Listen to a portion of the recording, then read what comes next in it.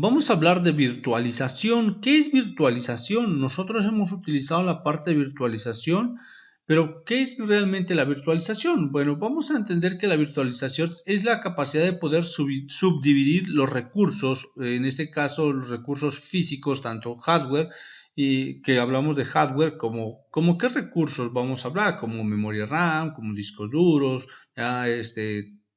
una tarjeta de red, entre otros. Y replicarlos en capas, que estas capas van a permitir que nosotros podamos manejarlos de forma independiente, creando una conexión directa con el hardware, a la vez independiente una de otra. ¿Qué quiere decir con esto? Que vamos a tener tener la capacidad de tener diferentes máquinas o diferentes, si lo vemos así, lógicamente diferentes computadoras dentro de una sola y vamos a poder hacer varias cosas con cada una de ellas. Como lo vemos en la imagen, tenemos que el hardware está en la parte inferior y aquí tenemos una virtualización donde hay un host en medio del hardware y el hypervisor, y arriba están las máquinas virtuales. En este caso, nosotros hemos utilizado este tipo de virtualización en la forma cuando ustedes instalan VirtualBox o VMware u otro software, y ustedes lo hacen sobre el sistema operativo Windows o sobre el sistema operativo Linux, y empiezan a crear máquinas virtuales y empiezan a instalar sus servidores, ¿no? Esa es una de las formas de hacer virtualización, pero hay otras formas de hacer virtualización. Por ejemplo, si nosotros no tuviésemos virtualización, tenemos nuestro servidor y nuestro servidor tiene recursos como memoria RAM, dispositivos de entrada y salida, dispositivos de almacenamiento, entre otros, ¿no? Microprocesador. Tendríamos por ejemplo, un servidor y ahí tendríamos solo nuestro sistema operativo. Listo. Y tendríamos sobre el sistema operativo las aplicaciones. Tenemos un servidor, digamos, supongamos de 128 GB en RAM. Ya tenemos 128 GB en RAM, tenemos un servidor con dos microprocesadores, cada microprocesador ¿qué les parece? Con 64 núcleos, digamos. Ya, dos microprocesadores con 64 núcleos y le pongamos más memoria RAM, 512 GB de almacenamiento, de administración de memoria RAM. Y tenemos discos duros de conexión en caliente y con alta tecnología. Imagínense que ese servidor con varias características, ahí va a estar. Simplemente lo utilizamos para una página, para un sistema web que tenemos que raramente utilizamos. Rara vez utilizamos, perdón. Ahora, todo eso se está desperdiciando. Pero si nosotros tuviésemos virtualización, por ejemplo, el mismo servidor, nosotros le instalamos un hypervisor y hacemos virtualización, vamos a poder tener dentro de ese mismo servidor varios servidores o varios sistemas operativos, como en la imagen de la derecha. Dentro de un servidor pueden haber 4, 5, 6, dependiendo el hardware que tengamos, va a tener el número de servidores. En este caso serían servidores lógicos. El servidor físico es uno solo, pero dentro de ese servidor vamos a tener varios servidores de acuerdo al hardware que tengamos. Y entonces todo el hardware se va a compartir, ya tanto la memoria RAM, microprocesador, dispositivos de almacenamiento se van a compartir con todos. Y esa es una de las ventajas que se tiene cuando hacemos virtualización. ¿Cómo nos imaginamos que la virtualización? Por ejemplo, aquí tenemos servidores, en este caso pueden ser servidores Blade o servidores de rack o servidores de torre, y dentro de esos servidores, dependiendo de la característica de nuestro servidor, podemos tener 3, 4, 5 servidores. Ahora, aquí hay algo dentro de la virtualización, existen dos tipos de virtualización, y ahí lo vamos a ver más adelante cuando veamos la definición del hypervisor, cómo funciona, ¿no? Estos son nuestros servidores y dentro de estos servidores tenemos máquinas virtuales. Y quiere decir que aquí podemos tener un servidor y dentro de ese servidor podemos tener 5 servidores. Y esa es una de las grandes ventajas que podemos tener cuando tenemos cloud computing. Y así es como funciona el cloud, funciona la famosa nube. Es como lo tienen los servidores Google, como Amazon, Microsoft o IBM. Así tienen sus servidores, tienen centros de datos enormes donde tienen almacenados tienen establecidos racks con servidores y donde nosotros almacenamos nuestra información. Hemos hablado de Hyper-V, pero ¿qué es Hyper-V? Vamos a encontrar que tenemos dos tipos de Hyper-V. Podemos tener, en la parte de abajo está el hardware, y por hardware entendemos que tenemos toda la arquitectura de una computadora o de un servidor, donde está la memoria RAM, el microprocesador, los discos duros, las tarjetas de red y todo eso, ¿no? Entonces tenemos dos formas de hacer de instalar un Hyper-V. Podemos tener el Hyper-V directamente conectado al hardware, ¿ya? Sin necesidad de un sistema operativo anfitrión, y sobre ese Hyper-V ya podemos tener las máquinas virtuales. O la segunda forma que nosotros podemos tener es tener un sistema operativo anfitrión, como lo hemos hecho cuando nosotros instalamos VirtualBox o VMware. Pero ¿qué es el Hyper-V, no? El Hyper-V es un software, en este caso, o hardware, el cual va a permitir hacer interacción con las máquinas virtuales, comúnmente conocidos como VMS, Virtual Machine, con los recursos físicos de la computadora, ¿no? El equipo que va a alojar las máquinas virtuales se les conoce como host, y a cada máquina virtual dentro de ese host se le conoce como guest.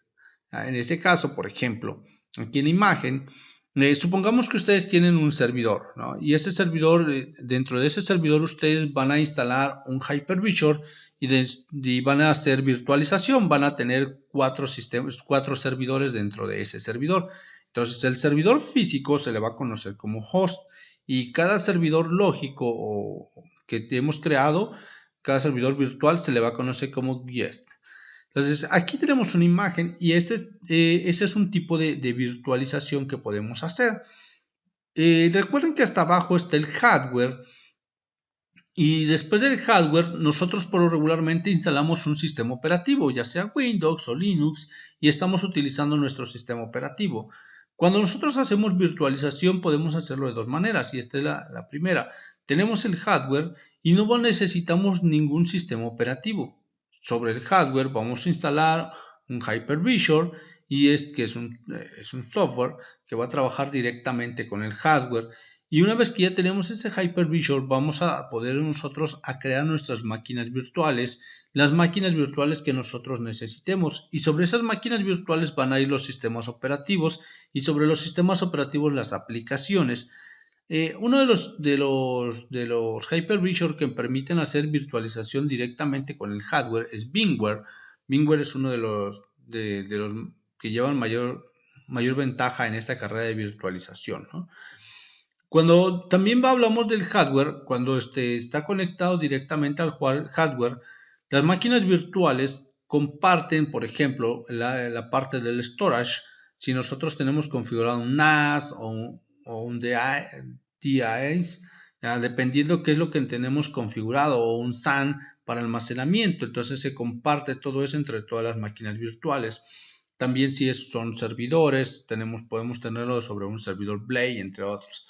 De la misma manera, la parte de la interconexión de la tarjeta de red, ya sea una interfaz Ethernet o una de fibra óptica o alguna otra interfaz de conexión, ¿no?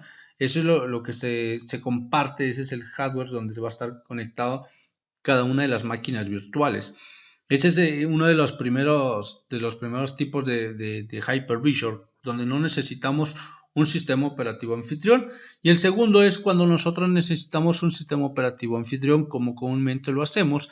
Para que nosotros hagamos virtualización, tenemos que instalar nuestro VirtualBox sobre nuestro sistema operativo Windows o Linux o Mac, el que ustedes utilicen, y sobre eso ya instalamos nuestro software, que les decía, es VirtualBox o VMware. Y sobre este software, que es el Hyper-V, ya nosotros creamos nuestras máquinas virtuales, y dentro de esas máquinas virtuales instalamos nuestros sistemas operativos y después instalamos nuestras aplicaciones. Esa es la segunda forma de utilizar un Hyper-V.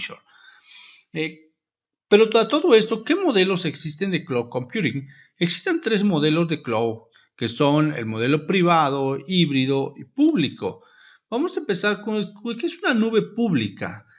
Vamos a decir que esta nube comúnmente nosotros ya lo hemos utilizado cuando utilizamos Google Drive, cuando utilizamos Dropbox, con Amazon o iCloud o OneDrive o Mega.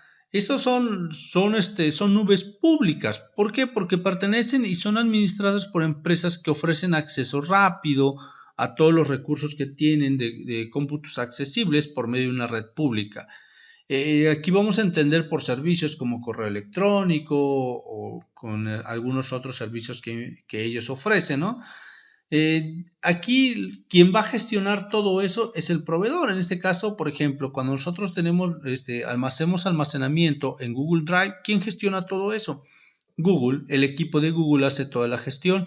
Cuando nosotros utilizamos el correo de Outlook y enviamos correos, ¿quién hace toda la administración de los recursos de TI? Pues el equipo de Microsoft, que está haciendo todo el soporte a la infraestructura. Entonces, cuando hablamos de una nube pública, estamos hablando de aquellos servicios que son abiertos al público, si queremos verlo de esa manera. Cuando hablamos de una nube privada, es cuando una empresa ya coloca su infraestructura que va a operar exclusivamente para ellos, que ya va a ser gestionada, puede ser gestionada por ellos o por un tercero, pero va a estar alojada internamente, ¿ya?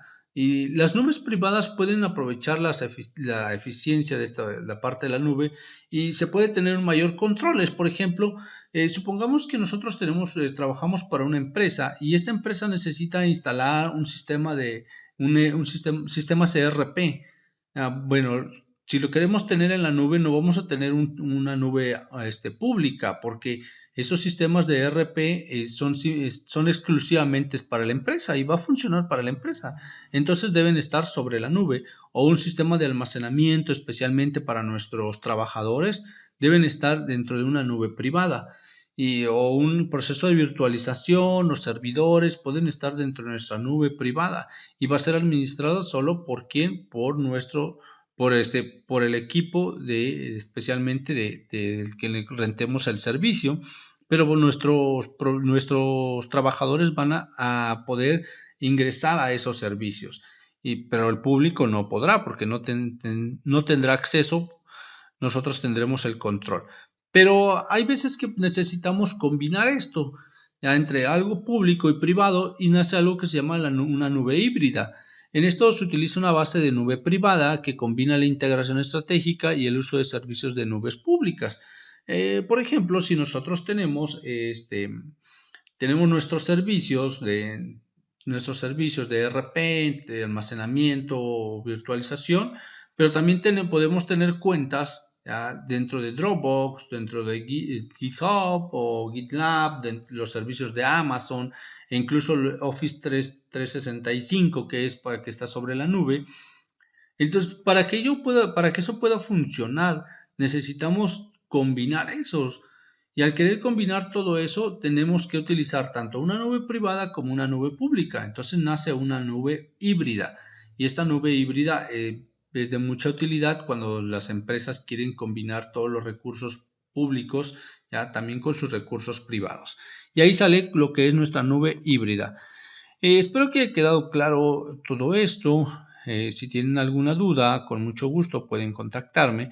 Hemos visto entonces cuál es la definición de Cloud Computing, cómo surgió todo esto, cuáles son las formas de hacer Cloud Computing y qué es la virtualización, que es un Hypervisor, cuáles son las formas de encontrar un Hypervisor y cómo nosotros podemos entender que la virtualización puede ayudar mucho o ha ayudado mucho más bien a hacer Cloud Computing.